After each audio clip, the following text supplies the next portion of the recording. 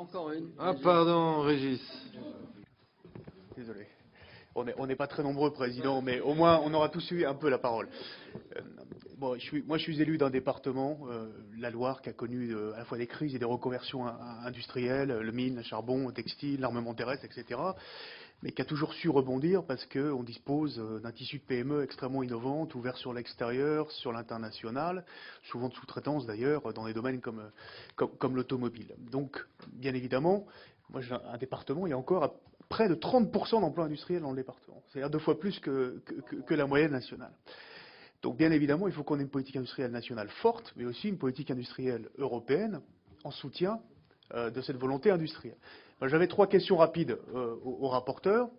Premièrement, vous avez parlé justement de l'éparpillement, du saupoudrage des outils financiers qui servent à soutenir l'investissement dans les secteurs industriels, en citant OSEO, le Fonds stratégique d'investissement.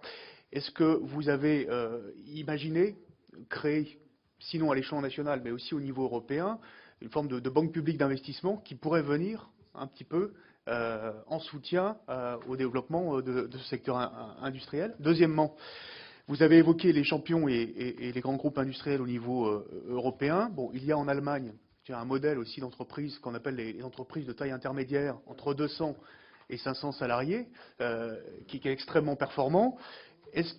Qu'est-ce qu'on pourrait imaginer comme mécanisme de soutien spécifique à ce type d'entreprise-là, notamment sur le plan fiscal?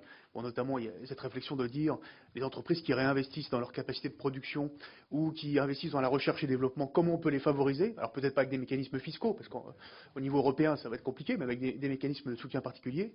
Et puis troisième petite dernière question, sur la question de la protection de notre outil industriel aux frontières de l'Union européenne. Bon, je souscris vraiment aux réflexions qui ont été faites par les rapporteurs tout à l'heure.